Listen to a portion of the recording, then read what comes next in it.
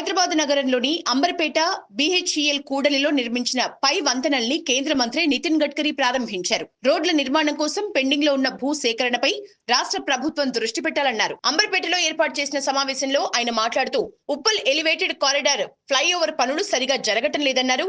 అందుకే పనులు వేగవంతం చేసేలా కొత్త కాంట్రాక్టర్ ని మార్చామని, 10 నెలల్లో ఉప్పల్ ఫ్లైఓవర్ పూర్తి చేస్తామని చెప్పారు. అన్ని ప్రధాన నగరాల్ని హైదరాబాద్ కి కనెక్ట్ చేసేలా జాతీయ రహదారులు అభివృద్ధి చేశామని, తెలంగాణ అభివృద్ధికి మోదీ నేతృత్వంలో తామంతా కట్టుబడి ఉన్నామని చెప్పారు. ఇండోర్ హైదరాబాద్ కారిడార్ తెలంగాణ పనులు పూర్తి చేసినట్లు గుర్తు చేశారు. హైదరాబాద్ రీజనల్ రింగ్ రోడ్డు పనులు త్వరగా పూర్తి చేసేలా చర్యలు తీసుకుంటామని చెప్పారు.